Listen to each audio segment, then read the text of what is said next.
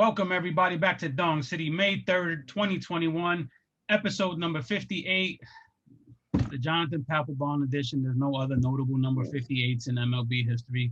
Welcome everybody back to Dong City. Mute that. As you can see, we are here with our wonderful guest, Matt Bushnell, aka Justin Fields' favorite fan, and our gracious host, Vince Mercandetti. Rob is doing laundry somewhere. He'll be with us later. So, gentlemen, welcome. As you can see, I'm still embracing the King Henry, alter ego here. Still have the McDonald's crown. I like it. Party City, baby, Party City.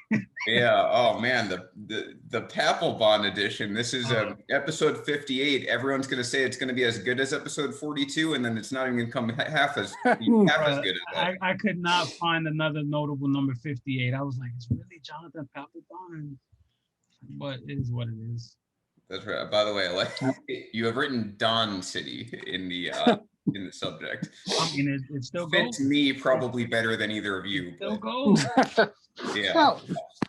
So welcome. We've got Matt here now. Matt, it's an interesting week for you. You gain a Justin Fields, but you lose a Louis Robert, which we will get to. By the way, I'll say this, Henry. Matt Vasgersian in MLB The Show says Robert. He does not say Robert. I am not expecting a white man named Vasgersian to be able to pronounce Robert and roll his R's. I'm not doing that. I feel like I have to follow my fellow Caucasians and pronounce it Robert now. I'm feeling a little pressure here. So anyway. It's definitely Robert. Robert? All right. Robert. Maybe I'll continue to follow that and Acuna.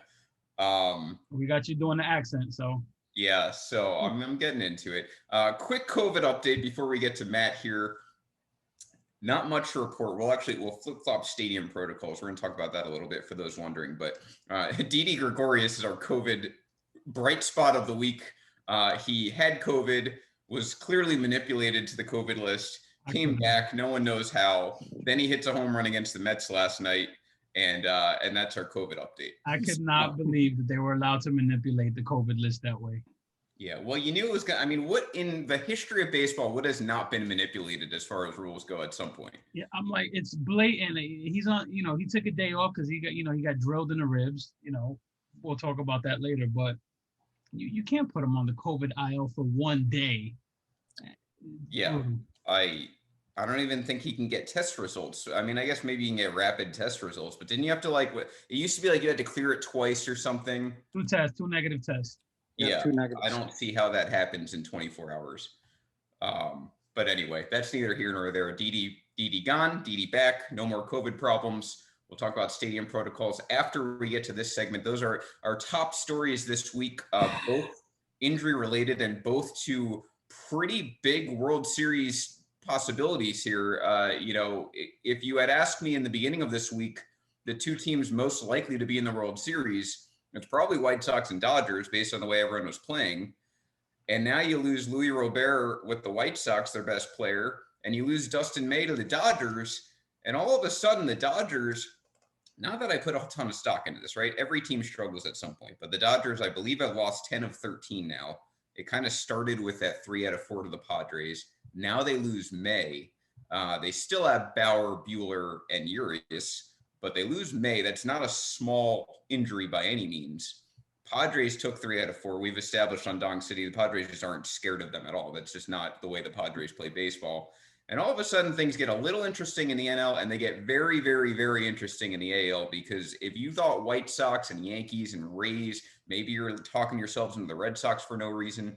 If you thought any of that, or the A's, maybe you think the A's can actually get out of the first round. If you're talking yourself into any of those teams, now with the Robert injury, those teams are even closer. So, Maddie, talk to us about this from a White Sox fan perspective. I mean, actually talk to us about this from a Chicago fan perspective.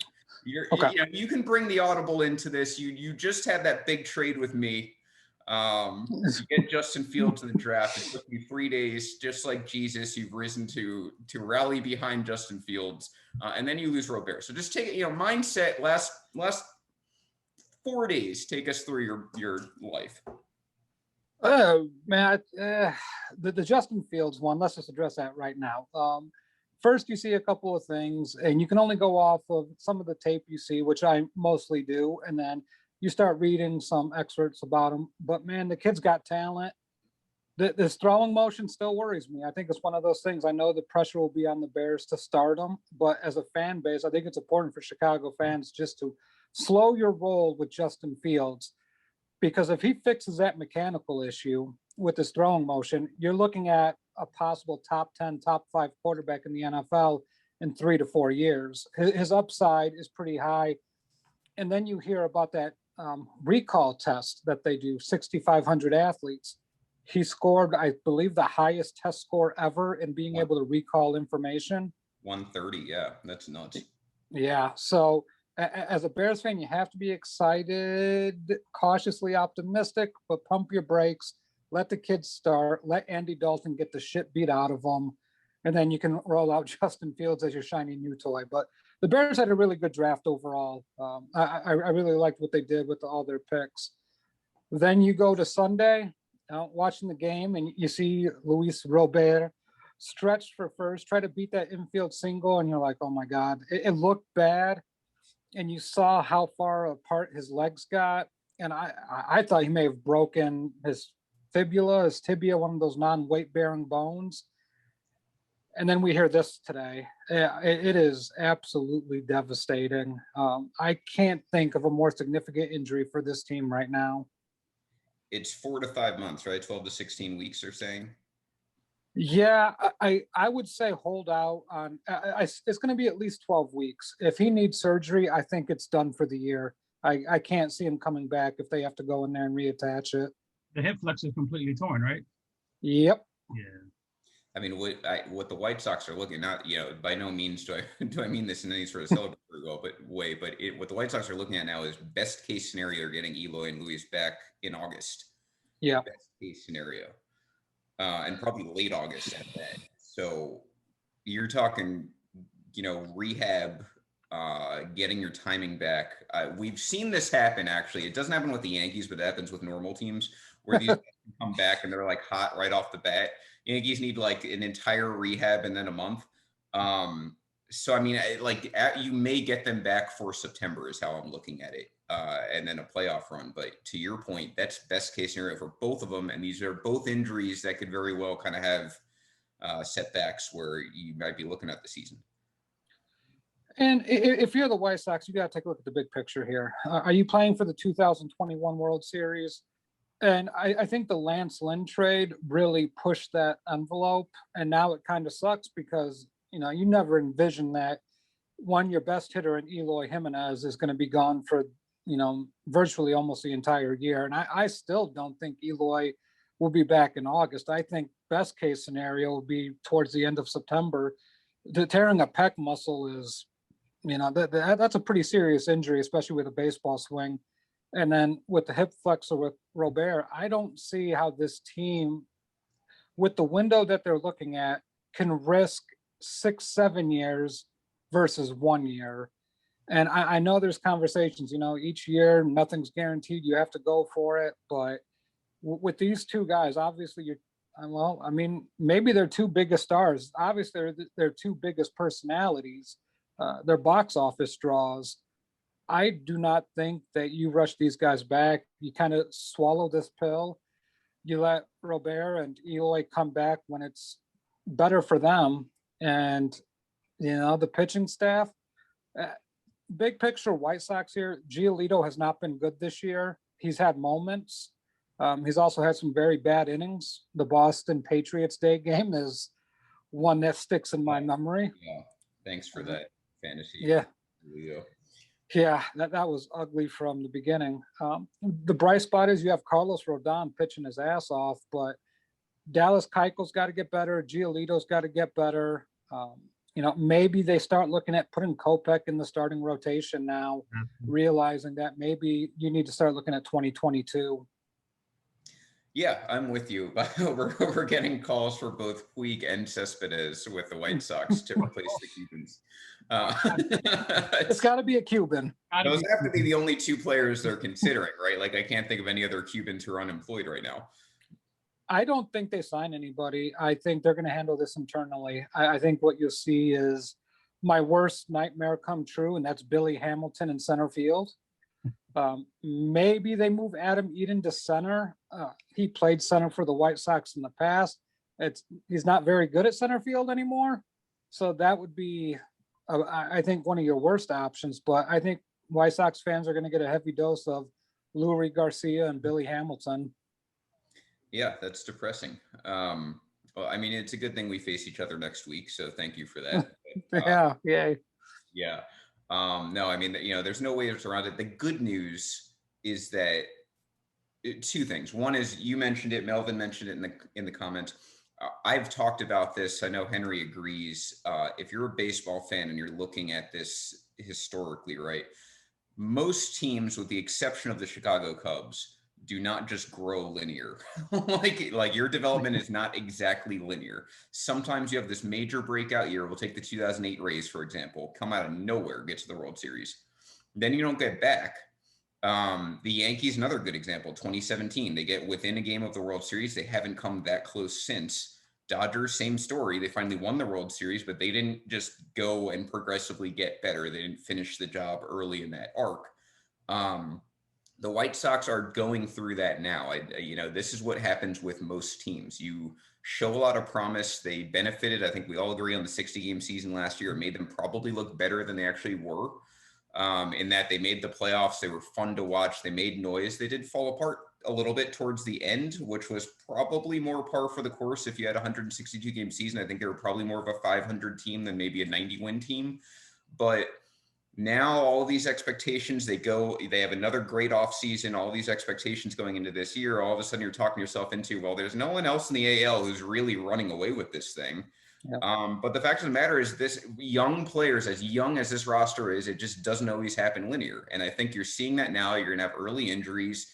Guys are going to struggle. They're going to have sophomore slumps. 2022, I think, makes sense all around to reload, do the development thing that you have to do, get back into it. I truly believe that's what makes the Red Sox win like every 5 years or so, is they don't rush anything. They're willing to come in last place. They're willing to be sellers, even if they're on that bubble. They're willing to look bad so they can reload and just have the best team possible, win the World Series, and do the same thing over again. That's my thoughts on the White Sox. I do agree with everyone in the comments. Seems to be pretty unanimous. You just don't go, you don't go all in this early in a World Series window. And by all accounts, White Sox are going to be around for a while. So that's, and you're in a division where you may still compete for the playoffs this year, even with these injuries. Playoffs, not World Series, but playoffs, I think. Why, I expected a step back. If you remember, I did say they'd take a step back. Yeah. But this is also why you play the games, because on paper, things look great on paper. You have people who will step back, and people like Rodon who will step forward that you really didn't expect much from.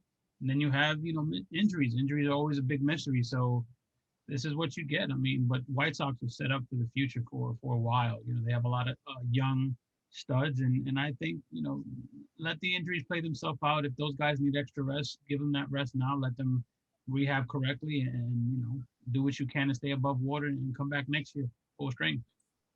Yeah, I will say, just to add this in there, if you're a Minnesota Twins fan right now, you have to be taking the biggest sigh of relief you have all season. Yeah. They're off to a horrific start, and I don't think anyone believes in the Royals. I mean, they can hit, but that pitching rotation is not built to last. This isn't sustainable. So now it looks like it's back on the Twins. White Sox look like dog shit against Cleveland. This team hasn't looked right with Eloy out. So, I mean, whoever predicted the Twins to win this division, I think you can take a deep sigh and realize that that's probably what's going to happen this year. Yeah, it's right. You can rely on the Twins to win that division and lose in the first round. It just doesn't take any effort to do that. But now it seems a little more obvious than it did. It's crazy. They're already 6 games back. Yeah.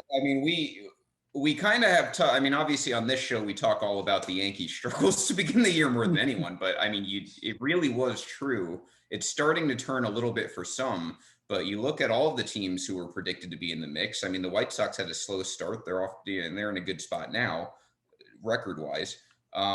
Oakland obviously had their terrible start. They're now in first place. You had, Tampa's still under 500.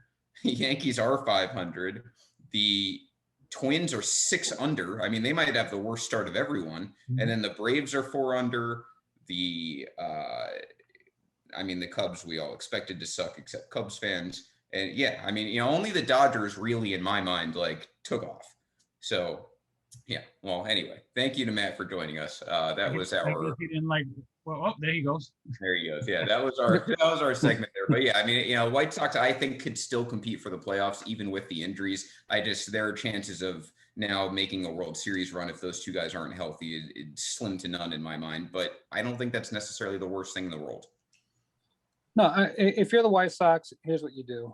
You let Cespedes develop in the minor leagues. Obviously, he was the oldest international signee of this last period at 23. You let Vaughn continue taking his lumps. I mean, I think that's one bright spot is that Vaughn has shown some positional flexibility, being able to play left. So maybe you can see Eloy at DH. Yerman Mercedes has been a bright spot. I still don't know how sustainable his season is, if at all. So if you're the White Sox, there's things to look forward to, but I think you really got to start looking at 2022. Get Kopech geared up for a spot in the starting rotation because I don't think they re-sign Lynn. I think that's going to be too rich for this ownership group. And you keep on doing what you're doing and hope these guys are ready for 2022. Yeah, I think Corey said Billy Hamilton is getting his ancestry DNA check right now to see if he's part Cuban. He better be. But thank you, Matt, for joining us. I wanted to definitely get your take, and it was very, very short notice, obviously. So thank you. You can catch Matt along with Randy Hammond on the Audibles Tuesdays at 8 p.m. Right? Yep. Okay. Tuesdays, 8 p.m. Eastern, 7 p.m. Central Standard Time. No, 7 p.m. Eastern Standard Time. On something. 7 p.m. Central. Tuesdays are the day right after us, and obviously coming off the NFL draft. If you're a football fan, you're going to want to tune in and follow them throughout the offseason until we have football back in September. Yeah, we have grades. That draft party we did last week was great, and it's pinned in the football group. You can see I'm still celebrating my draft. So, Matt Bushnell, everyone. Thanks, Matt. Have a good night, Matt. Thank you, guys. Yep. So we go to the other side. Dustin May, significantly less good looking as Louis Robert. He's getting Tommy John, which we know from tracking Severino. Red Sox fans know from tracking Sale. Mets fans know from tracking Syndergaard. You're not talking just 2021. You're talking at least half of 2022 at this point because he's having it done now. I think it was all those "it's going to be May" memes that have been going around in the group.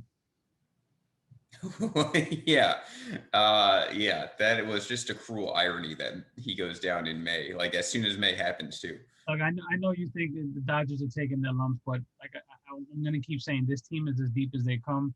You have a guy like David Price waiting in the wings. I mean, it's an embarrassment of riches for them. They had a stretch last year where they kind of sucked for a little while and stumbled out the gate as they normally do. They're going to be fine.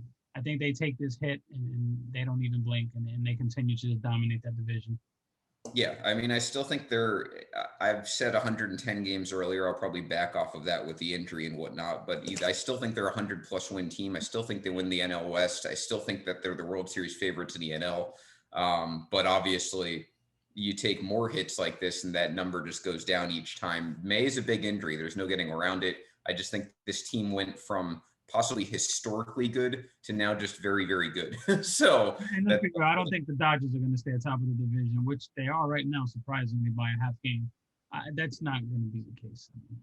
You don't think the Dodgers? Well, I'm sorry. The Giants. Yeah. The Giants are currently in first place by a Giants, half. right? They're definitely not staying there. You don't expect them to stay. Although kudos to them. Yeah, we'll get to them a little bit later. They're an interesting start to the year, but.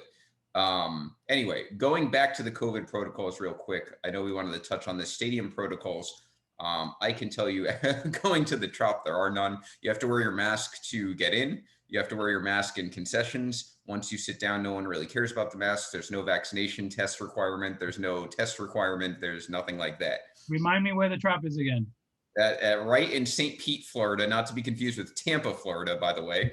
So don't worry about that if you're ever heading to the Trop. and it's actually gotten better there because there's even less people. They opened the gates on time. I got into the stadium on time when I went, so that was nice. But yeah. So anyway, but I know it's not the same in the rest of the country. I'm 3 Yankee games in, and for Yankee games, and I think for most of MLB, you need one of the three. You need a proof of vaccination. You need, if it's a PCR test, 72 hours before game time. If it's a rapid test, you need it 6 hours before game time. I am not vaccinated, so I've been getting tests for every game.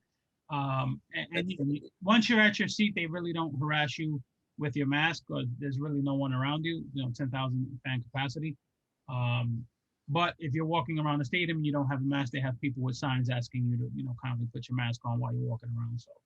Yeah, I should add on a personal note, I am now fully vaccinated. So as of about 10 days from now, I'm good to go anyway. But for the rest of you, most of the country, I think you probably need some sort of test proven before you can get in.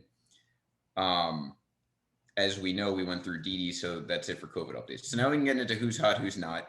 Hopefully we right on time. We got Rob here. So Rob's back. He'll be joining us right now.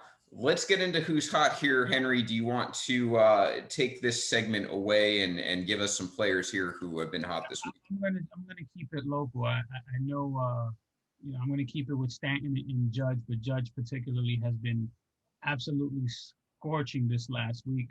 He is hitting 400. He's getting on base at almost a 500% clip, and his slugging is 950. He has a grand slam, 3 home runs and 10 RBI. Aaron Judge is absolutely on fire.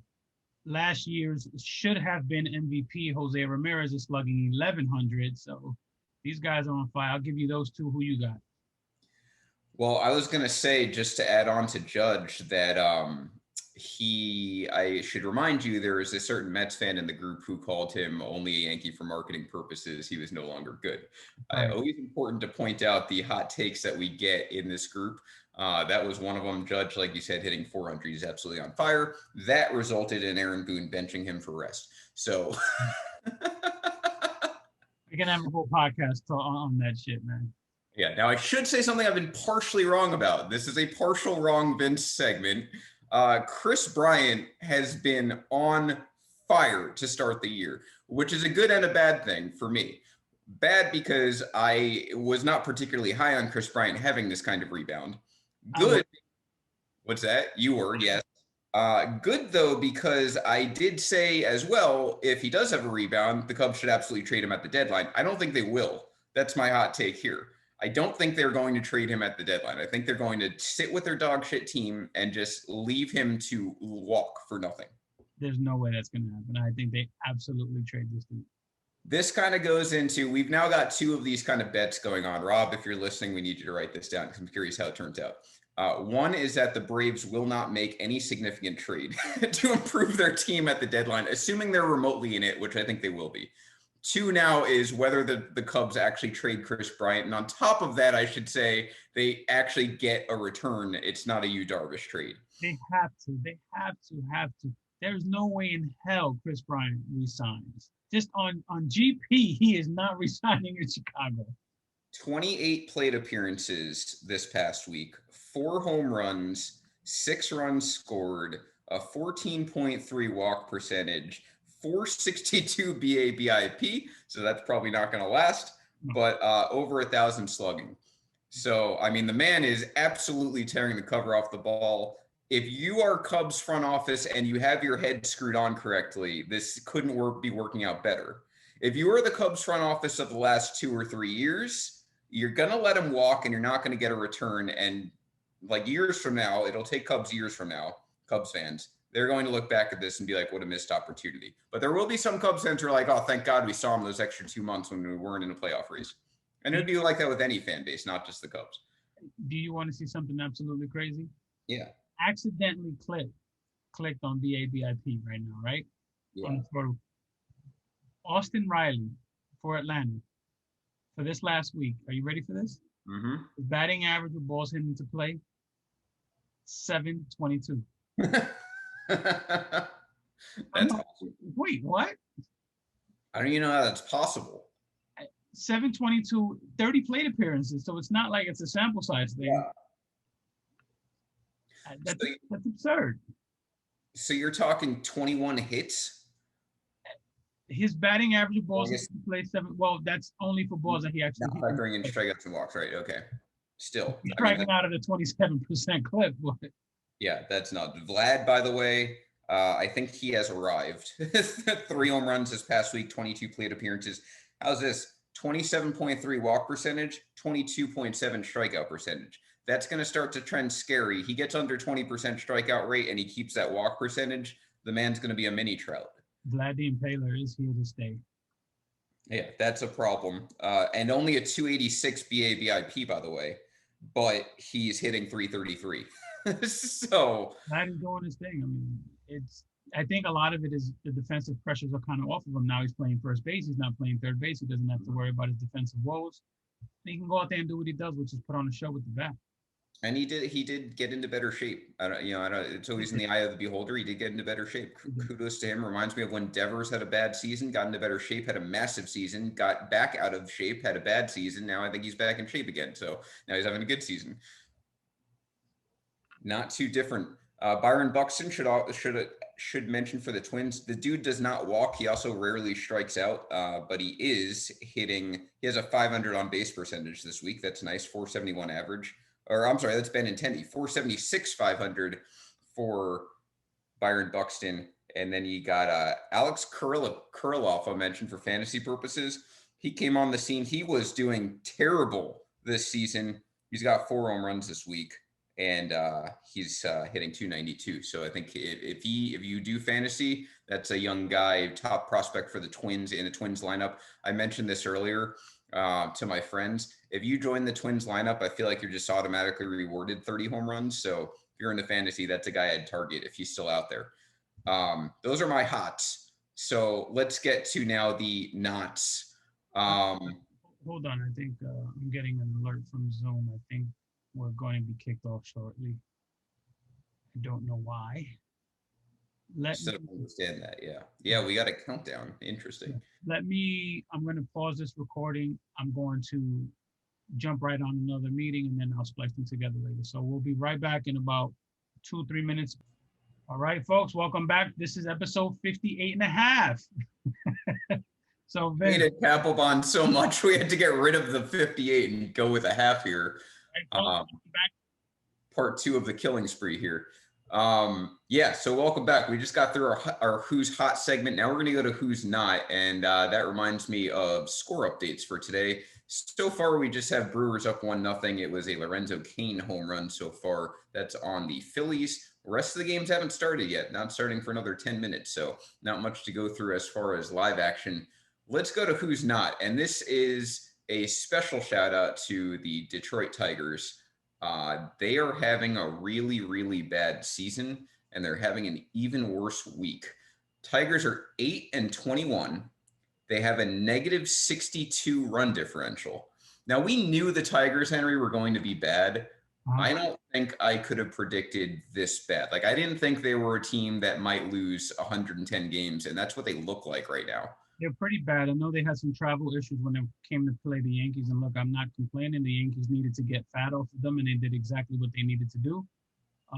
But yeah, they had some travel issues. They got in real late for one game, but they're getting beat up. I don't care if that's who we playing. I'm kicking your ass. To put this in perspective, negative 62 run differential, the second worst run differential in the entire American League is negative 17, the Texas Rangers.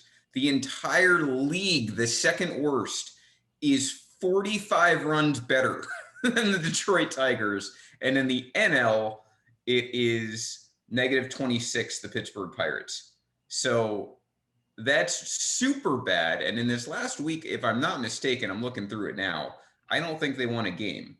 So look, they have negative 62 is something you see like seasons worth of, Yeah, like that's a bad team over the course of a season. Yeah, this is like 4 weeks. And they're not going to be 500 the rest of the year. So that number's only going to go down for the rest of that. I mean, they might get into negative 200, maybe 300 territory. Really bad. You know who else is not hot? Who's that? And I think I'm going to do this weekly. Nolan Arenado. Nolan Arenado, 30 plate appearances, is hitting 296, which is not bad. Getting on base at 367 and slugging 556. He ain't doing shit. He's not walking, striking out. He ain't having another good week. I knew you had to get that out of your system. By the way, to reiterate the Tigers for a second, this was their week from the last time we did Dong City. Lost 3-2. Lost or won 5-2 against the White Sox. Maddie did not like that. And then they, I guess, had an off day. No pun intended. So then they go and they play, or the White Sox again. White Sox, because it's rained out. White Sox win 3-1. White Sox win 11-0. The next day they lose 10-0 to the Yankees. Then 6-4 to the Yankees, 2-0 to the Yankees. That's been their week, 1-6, and they lost 2 games by double digits. It's bad. By the way, JT Realmuto, 2-run home run, 2-1 Phillies. So, yeah, I get my shout out to the entire team of the Detroit Tigers. You get it to Nolan Arenado. We touched on the Phillies a little bit. Let's go to the Phillies again. Last night, did you watch the game, Henry? I watched some of the game. I did not watch everything. I always tend to at least follow along on Sunday night games since the only one going on, and usually I have like some sort of fantasy repercussions going on. I was watching Lindor, hoping he just went 0 for the day, and Realmuto, because those were the last 2 guys I was facing. Talk about not hot. What's that? Talking about not hot. Frankly. Yeah. I mean, in New York. We'll go back to Lindor maybe in a couple of weeks and see if he's still hitting 180, but that panic just goes up a little bit every single week. I think if you're a Mets fan, and there's no getting around it, that's a guy you need. But Phillies Mets last night, this was a wild one. Phillies up 4-2. Now that was a comeback. Mets were up 2-0 in this game. And then you have the Mets making a little noise. Now this was, I should remind everyone, if you go into the thread for the Mets and Phillies game, I said the Mets offense needed to basically wake up because New York offenses just haven't been good this year. And this is what literally happened the next inning. Mets make their comeback. They're going to come back from down 4-2. And they're going to. The VR play was real crucial, by the way. What's that? That Jonathan VR play where he just basically stole home. Oh, yeah. I love him for that. He's not doing as well as he, has done with the Orioles, for example, but he absolutely is electric sometimes. And it's fun to watch that. That's the big hit. That's the Pete Alonso bases clearing double. That puts the Mets on top. Now you have Edwin Diaz, best closer in New York, some might say, coming in 8-4 Mets, non-save situation, should point out. Now it's 8-5 Mets. Oh, Diaz lost the plate. Doing his Mets thing here. And then this happens. Rhys Hoskins, 2 on. This ties the game, right? Because the umpires signal this a home run. Hoskins thinks it's a home run. The Phillies bench thinks it's a home run. Here's the replay. It hits a non-yellow colored rail, and it's actually not a home run. I still think that's a home run, though. I thought about this. I looked at the replay a few times, watched the John Boy. It's not, because that is in play. Now, what's stupid about this, if they put a yellow line there, as far as I understand, it would have been a home run. Right. But because it's not there, it's still in play. And then they strike out Bryce Harper to end the game. Mets end up winning 8-7 because the Hoskins run doesn't count because he had to go back to second. Conforto tying that game up was when he drew the bases loaded walk. What inning was that?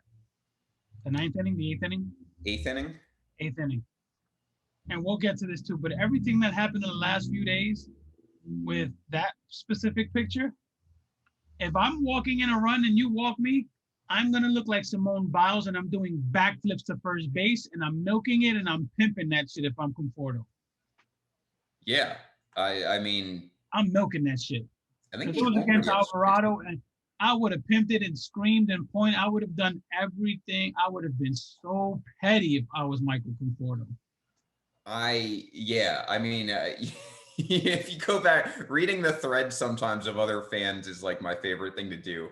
You go back, you could tell how Mets fans felt about Alvarado's pitching yesterday, and rightfully so. I mean, look, this is their version of Yankees Rays for us. I mean, these two teams don't like each other now. There's bad blood now. There's beef going back now. Alvarado showed them up. This has become a big controversy now, and this kind of ties into something else we were going to talk about. This is now a thing in baseball. Is now we have to find that line. I guess we could tie these two things in together. The other thing that went on, and we can get into this, is the Cubs-Reds game. Now, the Cubs-Reds series, I should say. Before you go, we should talk about Dom Smith, though. Yeah, well, go ahead. Let's do the Dom. So this started Friday night. It goes back to, I think, when Alvarado hit Michael Conforto earlier in the year. He threw up and then really high and tight. Then he hit him with the next pitch. And Dom Smith is basically telling Alvarado, yo, keep it below the head. It's too high. Alvarado's talking shit. So that was earlier in the season. Dom Smith comes at the plate and draws a 3-0, 3-0 pitch ball. He comes and he gets 3-1 strike, 3-2 strike. Dom Smith strikes out on a fastball right down the middle. I don't know how he missed it. And Dom Smith turns to the ump and says, was that a strike? As he's walking away, Alvarado is just talking so much shit. Dom Smith's a big boy, man. Dom Smith turns around and says, who are you talking to? Alvarado says, I'm talking to you. They start walking to each other. Of course, they wait till, the bullpens run in. And right, yeah. Once there's 20 guys in between. Alvarado's doing the don't hold me back move. Dom Smith, man, he basically said, cast me outside. How about that? In this post-game press conference, I grew to like Dom Smith even more because of this. He basically said, you talking all this shit. Meet me in the locker room. You know where I'm at. I know where you're at. And let's handle it like men.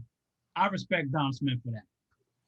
Yeah, so this is what it's a juxtaposition between these two divisional matchups. And again, I'll point it out there. Last year, the Yankees and Rays went through this scenario.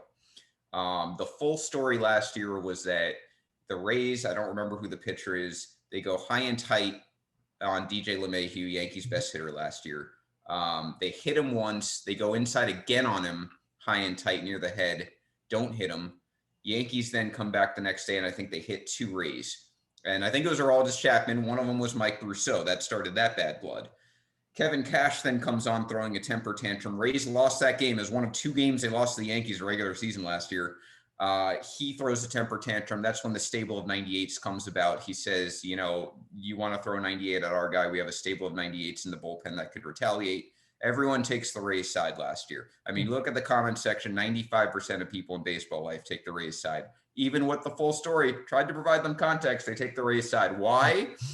Because you don't throw at people. Fine. Well, now we fast forward to these scenarios. And you have Alvarado, this is the thing that I pointed out. And I got into it a little bit with Cubs fans for this reason. You have to figure out where the line is. I think it's great if Tim Anderson wants to celebrate a walk-off in April.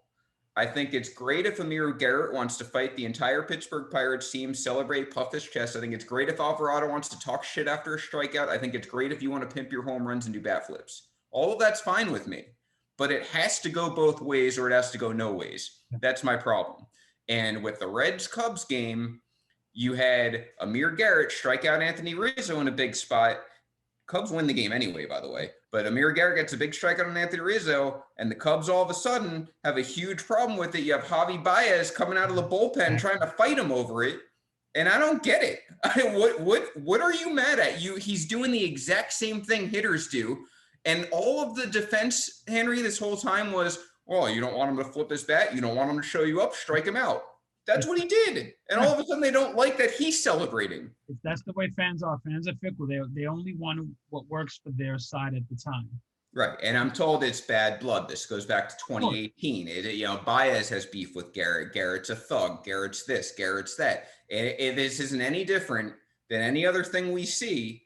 What is Baez doing here? I was told this was passion. Passion is not benches clearing. That's not sportsmanship. That's not how games are played. That's not passion. You want to get into a boxing ring? I wouldn't suggest it with Amir Garrett. You want to get into a boxing ring, go do it. That's not baseball. I'm going to tell you what this is. This is being a Puerto Rican. That's what this is. This is being a Puerto Rican. Javi Baez, hot-tempered dude. He is very passionate. If you watch the World Baseball Classic, if you watch the Caribbean World Series, you watch Winter League Ball, this is the passion that you get. This is that passion. But Amir Garrett's a big boy, man. Amir Garrett, and these are two of my favorite baseball personalities, both of them. Amir Garrett is an absolute big boy. So if I'm Javi Baez, you better be real quick and real strong to fuck with that dude, because Amir Garrett's a big, big boy. I don't know why Javi was chirping. Amir Garrett did his thing. Amir Garrett looks a little foolish because his numbers are not pretty this season. So, Yeah, and like I said, the Cubs won the game. So that makes it even worse. If you want to talk shit, at least play well. And, he celebrated after his strikeout. I like it. I like the back and forth. I like the you show me up, I show you up. We touched on it last week with Trevor Bauer and his comments. I think he handled it perfectly. Mm-hmm. Can't be the bully and the victim in these situations. Right. You can't celebrate. Point. Yeah, you can't celebrate, have fun. I'm passionate. I'm this, I'm that. And then when it gets done to you, you be, a sour pussy. You can't have it both ways. And especially, you have a guy like Baez. Baez, like you said, one of the most passionate players in the game. We've seen time and time again his quick tags and his huge celebrations for outs and stuff like that. Whatever you want to say, he's hit some big home runs in his life too.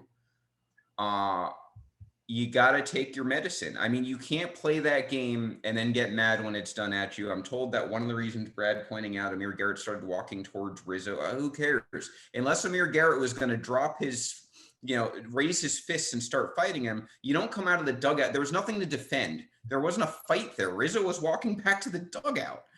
And Garrett struck him out. And like you said, maybe it wasn't the greatest place celebration, but the Cubs did as a team what they were supposed to do. They won the game, but you can't get mad at that. You can't have it both ways. It did piss me off, and this had to be doing a group. When that happened, I don't remember who it was, but somebody was like, he kept calling Amir Garrett a thug, and it really pissed me off.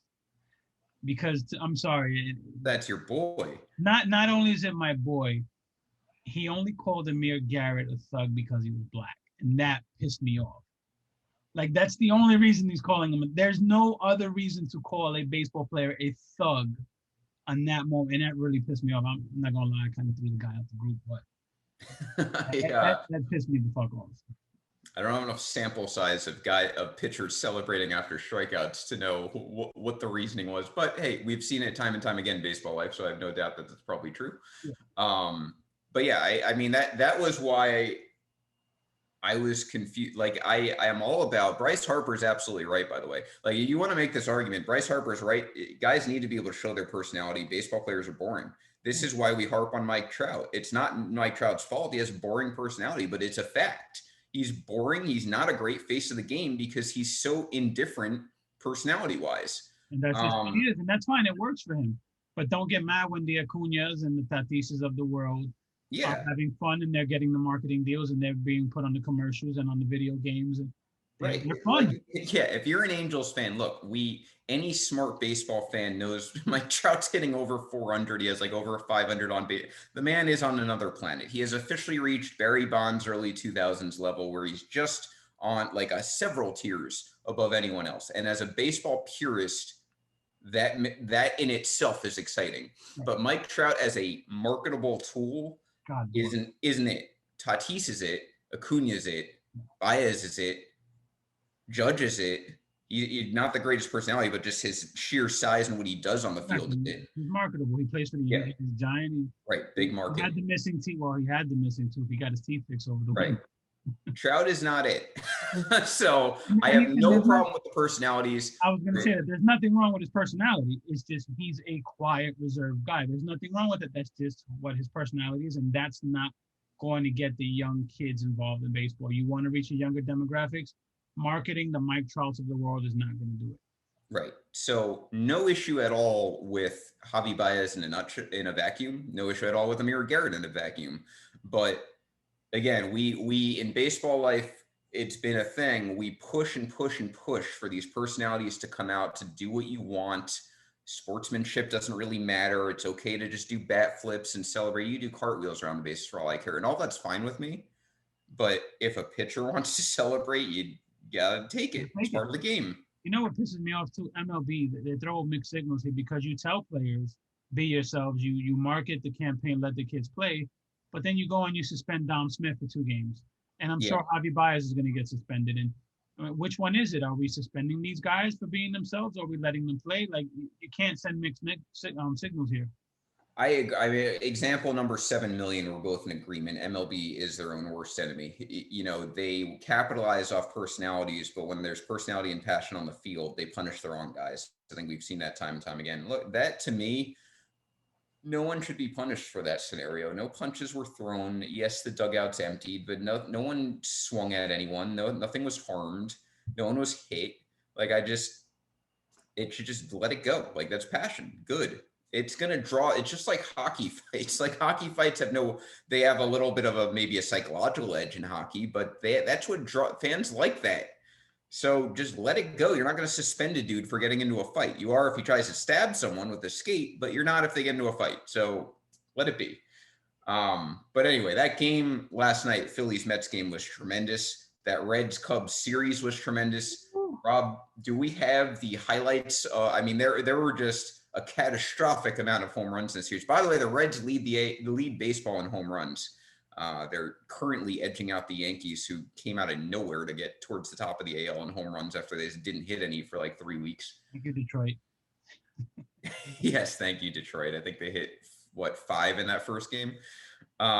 This is a 2-2 score. This is going to start the Dong parade. This is our aforementioned man, Chris Bryant, sending one out. Tyler Mahle, I think that's how you say his name. Great start to the year, but not a great game here. That's Rizzo. Familiar faces going dongs. Cubs going up there. By the way, Great American, I'll always tout it. Just one of the best places you can watch a game. Super fun. Not a beautiful stadium, but super fun to go to, and it is very easy to hit home runs. Yeah. A real launching pad. Yes, this is one of those stadiums I always take exception to when people are like, Yankee Stadium's a little league ballpark. Well, right field's a little league ballpark, but left center's $399. So when you're a guy like Aaron Judge, who's a righty, yeah, if you can hit it 350 opposite field down the right field line, it's an advantage. But if you're not a player, which most aren't, who can do that, it's actually not an advantage to be a righty in Yankee Stadium. It is an advantage to be anything in Great America because it's easy to hit a home run anywhere. There's Suarez hitting one. Suarez, by the way, not quite hot enough to make our list, but he's figuring it out a little bit after a very slow start. That's Bryant again, 3 for 3 at this point, 2 home runs. I mean, this just goes on and on. We just dong after dong. Here's dong after dong. That's Baez. We couldn't choose a dong of the week, so we just said, you know what? All 10 home runs from yesterday's games. This is just one game, by the way. The whole series was like this, but this was just one game. This was 10 home runs, 25 runs, and 30 hits in one game. That is not how you set pace of play, by the way. Yeah, this had to have been a 3.5-hour game at least. Oh, yeah. Great if you're following it on the box score. Great for fantasy. Not great. Great probably if you're there. I mean, everyone likes seeing. Oh, absolutely. If I'm going to that game, I'm having a shitload of fun. Oh, yeah. But not great if you're into strategy, not great if you're into pace of play, not great if you're into owning any of these relievers. That was even Anton. I mean, that guy's unhittable, and he gave up a home run in that game. So those are my 2 favorite games of the entire week, besides all of the ones the Yankees won, was the home run derby between the Cubs and Reds and last night's Phillies-Mets game, which also high scoring, but those were great to watch. So we go around the league now, and I'll give you another score update before we do. Currently, Phillies now up 3-1 on the Brewers. Speaking of home runs, they didn't get one there. Roman Quinn, an RBI triple, but those are 2 teams who can hit them. Rangers, Twins underway, no score. Mets, Cardinals underway, no score. Let's go around the league. Things have changed a little bit. And we'll start, I guess, with the NL East. And here's Ronald Acuna. Now, the Braves still 4th place. They're closer to last than they are to first, but they're only 2 games out of first. Acuna back. He was out for a little bit with an injury, and he's going to hit a home run off the Cubs there. I don't actually remember. Do you know off the top of your head what happened with that series? And I mean this legitimately. Someone beat the shit out of the other one. I don't remember who it was. No, I don't recall. I'm going to look at it. I'm curious. By the way, the Blue Jays, though, manhandled the Braves, so they're still 4 games under. Braves negative 16 run differential. This early in the year, I don't really care. Blue Jays But pitching has been something else, man. I expected them to hit. I did not expect them to pitch. who, the Braves? The Blue Jays. Oh, the Blue Jays. Yeah, they're pitching really well. Blue Jays and Yankees have the top 2 ERAs, I think, in the AL, which is, you ask a lot of fans, they were not going to have that in the preseason. Yep. Robbie Ray having a great year. Speaking of pitching, do you know the 2 pitchers that were named the AL and NL pitchers of the month? Well, it was a little New York bash, right? Garrett Cole and Jacob deGrom. I mean, New York and New York love, baby. who can you possibly argue? I mean, deGrom has a microscopic ERA. I mean, he gives up a run, he loses the game, but he's got a microscopic ERA, and Cole is not far behind him. I think his ERA is 1 now. Cole is like 1.3 something. But yeah, Shane Bieber's probably the only other person in the AL, and they went head to head, and Cole kicked his ass. Yeah, Cole won. So, and that's not the first time he's done it either. Mets still leading the NL East, but they're at 500. They have cooled off considerably. Even in the last week, they've lost 6 out of 10, negative 11 run differential, which cracks me up for first place teams. But hey, last week we had 1 team in the NL East over 500. Now we have 2 at 500, I believe. Yeah, Nationals 12-12, sneaky little team there. This was supposed to be arguably the best division in baseball. It's not off to a great start, but it's weird. Like, there's so much mediocrity going on right now, and there aren't really any runaway teams yet. You look at the NL Central, though, one of the teams I think we expected to be good, but not this good. The Brewers are in first place, 17-11. We had them in first. 17-11 is a legitimate record at this time of year. Definitely. Negative 1 run differential, by the way. want to say something on the NL East real quick. Yeah. The only team with a positive run differential is the last place team. Yeah, the Marlins. Yeah, I mean, what's happening so early in the season is you try to put it together, and then there's just numbers and things that jump out at you, and you're like, how does this make sense? You literally have the last place team that's 11-16, 2.5 games behind first place. The only team with a positive run differential just doesn't make sense. None of this makes sense. no, that run differentials are super fun to zero in on this early in the year. We'll get to one in the AL East too that I shared in Baseball Life. I'll reiterate, but Brewers -1, 6 games over 500. Cardinals +19, 4 games over 500. So the division's looking about what we had, though, and I don't know if it's going to change much. Brewers first, Cardinals second, Reds third. Cubs are last, but they're only half a game behind the Pirates, so I expect that to flip. I expect the Cubs to be better than the Pirates. Yeah, that's about it, though. Everything else is about where we expected it. Sorry, Larry, 13-14 Reds. That's not going to cut it right now. And we go to the NL West. Now, this is maybe the most interesting division so far in the NL. Very good word. The Giants are not only 17-11, but they're +25 run differential, and they've won 6 out of 10. So right now, we don't have any regression from them yet. They're pitching well. They're hitting. Mike Tauchman, my boy over there, off to a nice start over in San Francisco, better than Brett Gardner, very clearly. I cannot wait until Tauchman just stinks up the joint, and I can just give you all the proverbial "I fucking told you so," because you guys are on Mike Tauchman's jock. Like, you're waiting.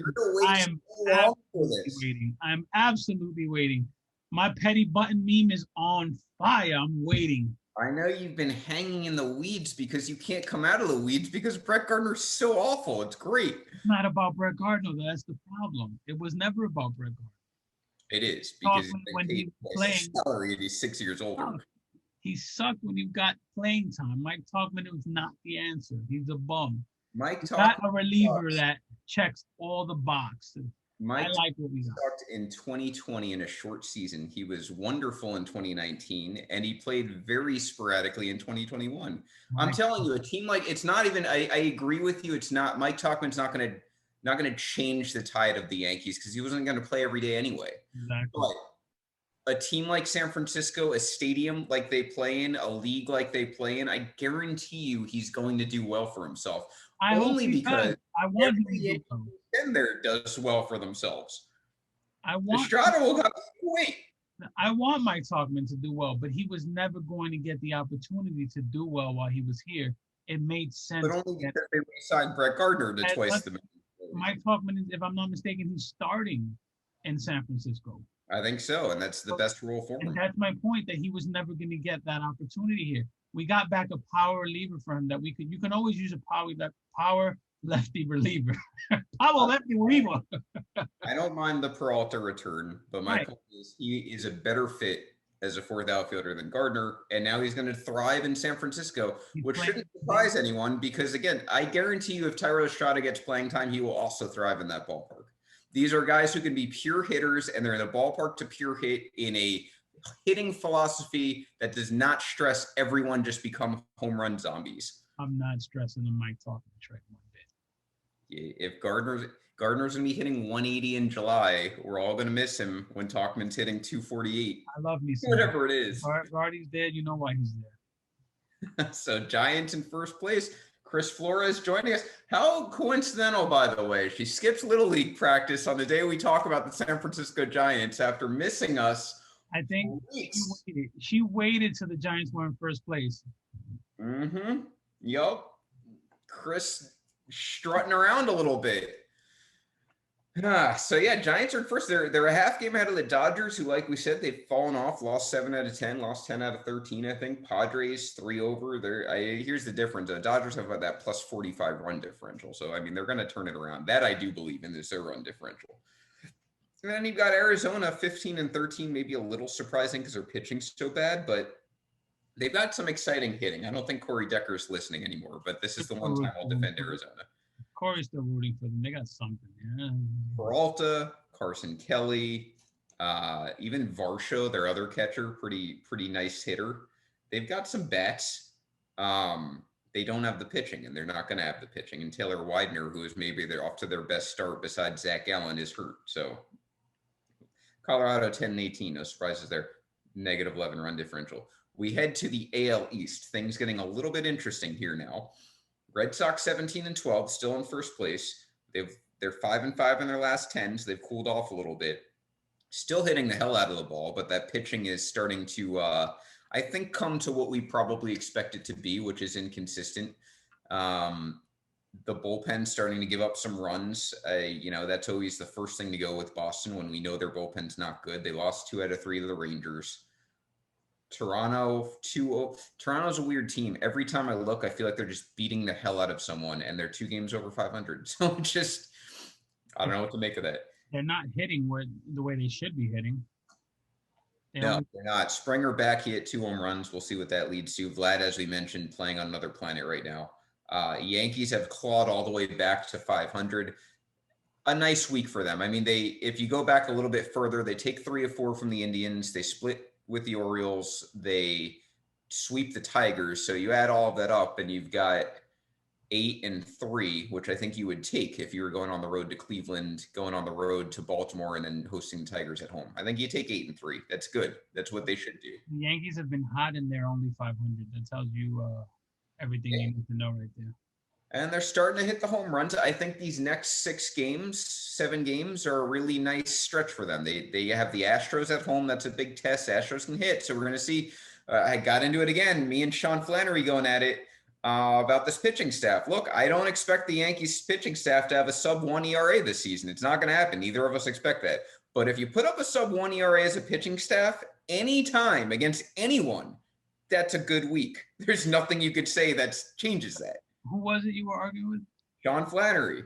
If the Mets had a week like that right now, they'd have 5 more wins. It's just, this is how it works. Sean is a very, very bright baseball fan.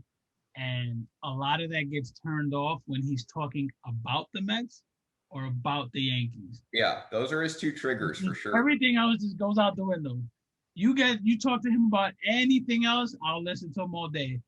He'll find the reason why the Mets are good, and he'll find the reason why the Yankees are not good. Yeah. So I mean, look, I don't care. They're not gonna. That sub-1 ERA will be countered 1 week with a 5+ ERA or 6+ ERA when they face some tough teams or they just have a bad week. But Corey Kluber, AL Player of the Week. Garrett Cole off to the best start of his career. Jamison Talion, best start of his season. Jordan Montgomery has struggled actually. And then you've got who am I forgetting? Davey Garcia's come in now and Domingo Germán wasn't that great. Oh, and Germán has had back-to-back good starts. So I mean, it's super, super early to even talk about awards, but I wonder if there's ever been Cy Young Award winners from the same city, AL and NL. I'm going to guess it happened in LA at some point.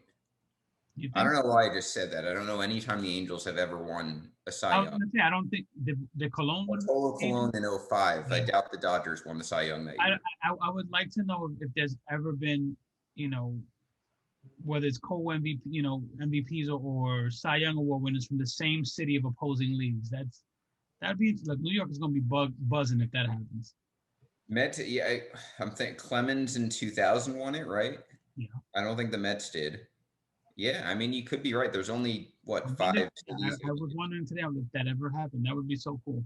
I'd be curious. But yeah, I mean, going back to it, I don't know what to make of Boston still. That I think the bats are for real. I've defended their bats actually in baseball life. Are you ready to give Cora some credit yet? I don't think I ever didn't give Cora credit. My only point was in 08, I mean, in 18, everything went right for the Red Sox. They had pretty good health. Everyone had a career year. It's really easy to be a first-year manager and have everything go right with a team that should have won the World Series, and they did. 19 things don't go so right, and the team doesn't go right. Alex Cora is not a guy who can come in and he's not going to add 20 wins to a team. 20, That's my only point. but he adds wins to that team. He's a very good manager. Yeah, I never said he wasn't a good manager. It was just funny to me in 2018, Red Sox fans were like, this guy just turned us into a 110-win team forever. And that's not the case. You still need the talent. If you don't have the talent, the manager's not changing. Which is why I've been advocating for Joey Cora to get some love, because he's another one. If I'm the Yankees, put him in your system. I think he's in the Pirate system right now. I don't want, and this has nothing to do with his skills as a manager. I know. I don't want Joey Cora even in the same country as the Yankees, let alone the same state or clubhouse. I hate that man for eternity. But that said, I mean, no, Alex Cora is a very good manager. You can tell. Look, Alex Cora is one of the reasons I lobby for a Latino manager on the Yankees. I have said this before. It is in Puerto Rican blood or Venezuelan blood or whatever blood it's in your blood differently than it is, say, in Aaron Boone. I agree. You live, breathe, survive in some cases off of baseball. It's a totally different scenario. Not that Aaron Boone is not. I'm sure he's smart in some worlds and he is a baseball legacy, but it just doesn't absorb the same way. The game comes to Alex Cora naturally as a manager. It came to him as a player. He's a smart player. It doesn't come naturally to Aaron Boone as a manager. And that's the difference. You can say it's because he's white or Hispanic or what. That's a fact. So Alex Cora is a very good manager. I don't think he's going to take this bullpen and rotation and magically just make them a World Series contender. I just don't think they're there as a roster. I think he manages wins, though. I think his managing does pick up wins. Yeah. And that often, I mean, look, you have Xander Bogaerts and Devers and JD. Mm-hmm. You have them in your lineup. I mean, you're going to hit. This team, the Red Sox are, I think, going to contend for 500. I still have them there. And it's because the offense is so good.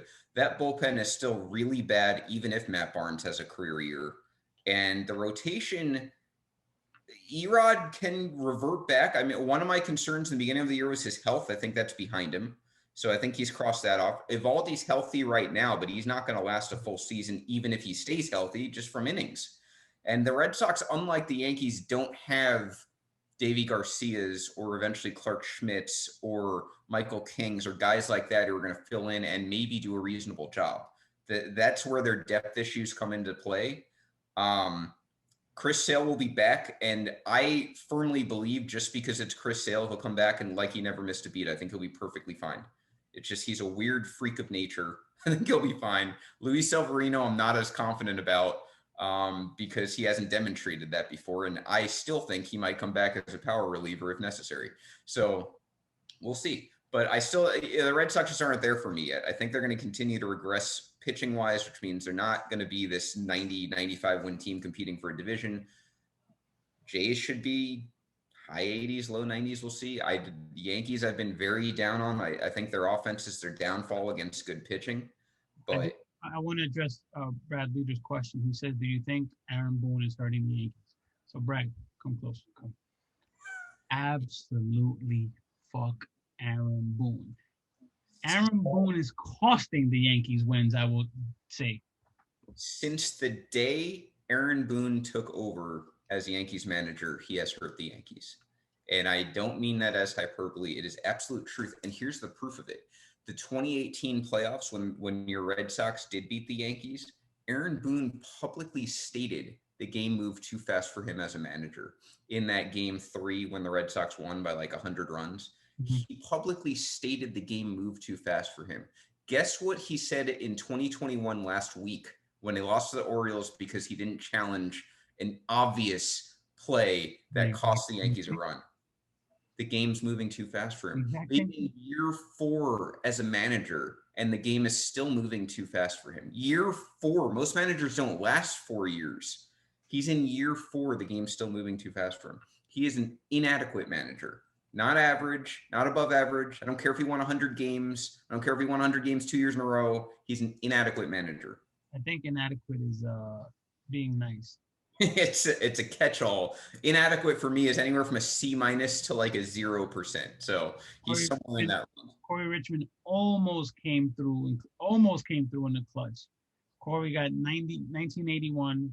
Fernando and Fingers, Raleigh Fingers was already on Milwaukee in 81. He was not in Oakland anymore. Ooh. Close, very close. Good one. It is close. I love Corey always comes through with the obscure facts. Anything too. It could be wrestling, football, baseball, doesn't matter. He's going to come through with obscure facts. Rays 14 and 15. So this was what I wanted to get into. Yankees plus 14 run differential. They're 500. Rays negative 12. They're half a game behind the Yankees, but the Rays are 5-1 against the Yankees head to head. So figure that one out. Orioles are what they are. 2 games under 500. Orioles not embarrassing themselves like the Tigers, but they're going to come in last just by default. If I'm not mistaken, I think I had the Red Sox coming in last. So I think you did. Yeah, I had the Red Sox. I may have missed that one.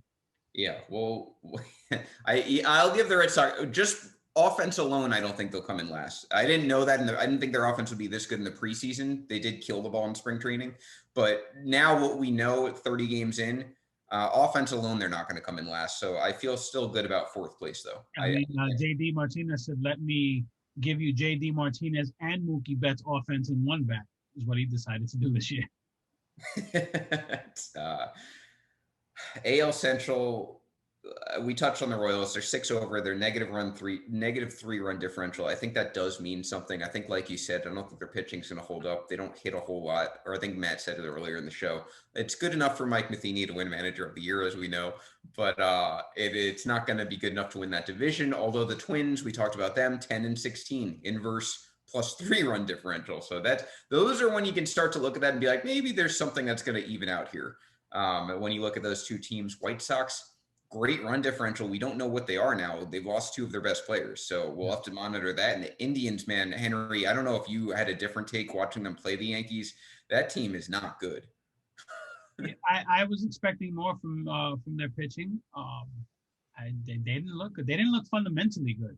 No. There was a couple of times I said, are the Yankees playing the Yankees? Like there was a lot of fundamental plays that they were just botching out there. And I was a little surprised that they did not look good. This is a very, very obscure reference I'm going to make. The Cleveland Indians remind me of what the professional Little League team in Sandlot thought the Sandlot players were going to be, which was Benny the Jet Rodriguez and a bunch of nobodies. When I watch the Indians, I see Jose Ramirez and just a bunch of guys I'm not scared of. Franny Reyes got to them that one game, but other than that, I mean, he can go 1 for 30 at any time. He was the one that hit. He has only 2 career triples in 1 series. Yeah, he can kill the ball when he makes contact, and he's having his best year yet. But that team, that offense it hasn't scared anyone for 2 or 3 years now. But the pitching is not as great as it's been in the past. Bieber is. Tristan McKenzie's struggling mightily, and they traded Carrasco. Santana's not there, or Salazar's not there. It's just, I think it's clear this could be the year they trade Jose Ramirez, just because it's on the outside. It just won't be to the Braves. that I know. There are 2 teams that are set up perfectly for that trade. Just saying. Maybe one will pull the trigger. The Braves and the Mets are perfect for Jose Ramirez. And Tigers, we talked about, are awful. Yeah. NL West, not much has changed since last week. Oakland's still in first. They've cooled off 5-5 their last 10. They still have a negative run differential, but that is actually just because of how bad their first week was. So, I mean, you eliminate that first week, they're like 16-6, I think, with a plus 50 something run differential. So that's probably My boy Matt Chapman is not getting it done. He needs to pick it up. no. He did homer though. You know what's crazy? You want to know how bad it was? He actually got dropped in my fantasy league. That is bad. And I couldn't pick him up any faster because Aaron beat me to it. Yeah, that's silly. I mean, those are things that get silly in fantasy when you drop guys who have, you can look at Matt Chapman's back of his baseball card minus 2020, and he's still in his prime. Unless he's hurt, he's going to pick it up. It's just going to happen. His year is really bad. I mean, his slugging is at 385. It's bad. I would say Matt Chapman is the AL version of Francisco Lindor right now. Like, it would be shocking to me if they stayed this bad this entire year. And that's even with Lindor switching leagues, which I always give like a 1-year reprieve. You're facing entirely new pitchers, entirely new ballparks. I kind of get it. It's why I wasn't that hard on Stanton, except when he was striking out 50% of the time in April, his first season. But after that, I mean, Lindor's he can't hit 180. I don't care what league you're switching into. I don't care if you're getting promoted. You can't hit 180 a full season. And I want to tell the Met fans, don't boo Frankie, man. Come on. Yeah, that's the guy you don't boo. He wanted to be that for us. Yeah, he took the money. Frankie's like the guy you want to love. You don't boo him. If you want to boo somebody, boo anybody else. Boo Pete Alonso, who's not playing the way he should be playing. Boo somebody. Do not boo Frankie, man. That's the guy that took the money to stay with you guys. He didn't have to take the money. He didn't have to sign that contract. Lindor didn't like it either. Yeah, I've never heard him. He was the post. He had his team's back. He's like, look, don't boo us. We're out here playing hard. It's not the results we want, but don't boo us. I don't like it. And I can appreciate that. But it kind of shows a little sensitivity, which, like I say, you got to be thick-skinned to play in New York. No, New York playing is not a thing, Henry. That's not a thing. It's totally just the same as playing in Kansas City. It's exactly the same experience. Haven't brought my ass. Yeah. It's Aaron Savali, good point. He's 4-0. So that Indians have. My point with the Indians is they need like 4 really good starters to compensate for that offense and a really good bullpen. And right now they've got a couple good relievers, a few good starters, and a really bad offense. That's not going to hack it even in the AL Central. Seattle 16-13. They're doing their usual April thing. Although I will say they've got some exciting guys. Ty France is pretty good. Mitch Haniger's pretty good. Kyle Lewis, pretty good. They've got Kalenic will be up, I'm sure, once Arb is safe. Yep. It's a team to watch. I'm putting them in the same boat I put a lot of teams, which is that they're just not there yet, but they might hang around. They might challenge 500. They're not going to make the playoffs again, but maybe next year. They just have to, let them play, let them get their feet wet, and that's what you got to do with these players. Yep. Astros about to head into a showdown with the Yankees. It's a really good series for a barometer between the Yankees and Astros, I think. You're going to have a lot of emotion with like 10,000 fans. I really wish it was full attendance, but it's obviously not. July 1st, July 1st. Astros have won 7 out of 10. Yankees have won 7 out of 10. Cole's going to pitch in the series. Greinke's going to pitch in the series. Astros have a plus 32 run differential. Yankees up to plus 14. Astros are 15-13. Yankees are 14-14. So they're right about where they're very similar to each other. Astros have been hitting the cover off the ball. They've got their 3 best starters going in the series, of course, and the Yankees don't. But it's going to be a good series. Yankees, in my mind, you take 2 out of 3, and I think you can officially say they've turned a corner. You lose 2 out of 3, you get swept by the Astros, and now you're starting to look at, all right, maybe it was just Detroit. I'm not buying you only beat Detroit, you only beat the Indians, you only split with the Orioles. No. That's it. If it takes beating bad teams to get this team rolling, then that's what it takes. I don't care. You beat bad teams in the AL, you're going to win 70, 80 games. Just doing that. So it's baseball players are mental. If you got to beat up on shitty teams to get your chakras right and to be in a good headspace and to be hot, then so be it. Beat the shit out of the bad teams. I completely agree. You have to, especially this early in the year, you got to take advantage of those games. You got to win those games. They did. So that's a check for the Yankees. Now you get another good opponent. You know, you didn't show up against the Rays either time. You haven't shown up against the Blue Jays. This is another chance. Where are you in the season? Doesn't mean if they get swept by the Astros or lose 2 out of 3, the season's over by any means.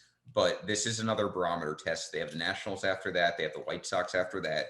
This is going to be a pretty nice test for them these next 10 or so games.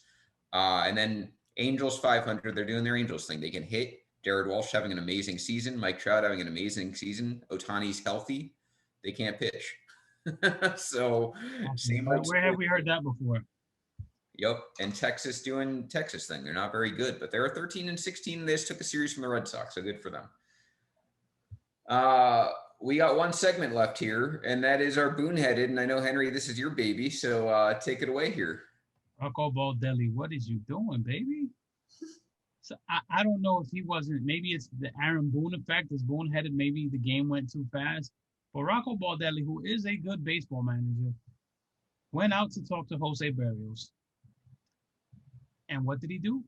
He intended on leaving him in the game, but he had to take him out because pitching coach Wes Johnson had already visited the mound, and you can only visit the mound twice. In the second one, you have to change the pitcher. So Berrios had to come out. Hansel Robles came in the middle of an at-bat, two men out, two runners on first and second, tied. It was just a shitty situation. So Rocco Baldelli, Boneheaded of the week. Brutal. You can't. I don't understand. Like, where's your head? Your head is so far up your ass. If your pitching coach goes out there, you got to know your pitching coach has gone out there. It's a 2 to 3 minute process. It's straight up just not paying attention is what it is. Bad. Like your pitching coach going out there talking, he's going to come back and report to you. You know what I mean? Like, yeah. I just don't understand how that happens. I should add both Mets managers actually had a shot at Boonheaded. They were overruled because that's just, I mean, that's like basic Little League stuff. Well, not Little League, but as soon as that rules in effect stuff. So yeah, that wins. But anyway, definitely worthy of Boonheaded. And that'll do it. I mean, we'll go through the score updates one more time. Again, not too much going on. Phillies now up 4-1 on the Brewers. They got a Vince Velasquez ground out. They couldn't get more boring. Twins up 1-0. They are on the board. Jorge Polanco, an RBI, a fly out to right. Kirilloff scoring on a Gallo error. Mets have taken a 2-1 lead here over the Cardinals. Nothing really of note there, but they are winning. Indians, Royals are underway. No score there. Speaking of the Mets, Don Smith and Phillies incident happened Friday. How did we not get one fight all weekend? Yeah.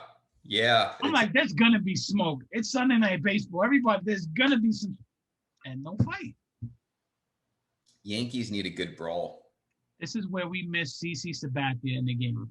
In fact, this is where I shill for CC. I'm going to send a shout out to Amber Sabathia, who just became a sports agent. Mm-hmm. Now, her husband's made hundreds of millions of dollars. They live in Tenafly, New Jersey, which is a beautiful town with the most extravagant homes. She didn't have to do this. She went out, got her credentials. She became a sports agent. Amber Garcia, congratulations. And still, hashtag CC for Dong City. I'm not stopping until we get CC Sabathia on this podcast. Now I want them both. I'm rocking the hat just like CC for that reason. One day we will get CC. We will. And we will mention it every show until we do. Every single show. Henry is shilling for CC. we can make that a segment. Shilling for CC. Yeah, I like it. Maybe not shilling because it'll just bring bad juju. But no, we can call it begging for. I don't care what we call it, as long as we get CC on this show, man. Stumping for CC. Whatever it is, we'll be back with show 59 next week. Can't wait to see what you have for me on that one. I guarantee you, it's going to be better than Jonathan Papelbon. Absolutely. Yes. This has been mostly episode 58 and a half, which is no baseball player, thankfully. Tune in next Monday, 7 p.m. Eastern Time, Dong City. We mentioned it earlier. If you weren't listening then, you are listening now. Matt Bushnell, Randy Hammond on the Audible, 7 p.m. tomorrow, Tuesday. We have Work Shoot Thursdays, 8 p.m. and Friday. Step Back Wednesday. I'm sorry, yes. And Total Bases Sunday morning. Total Bases on Sunday mornings. That is for your fantasy fill of baseball. And that'll do it for us. So this has been Dong City. Everyone, Thank you. bow down to King Henry and have a great night. Dong City, you peasants.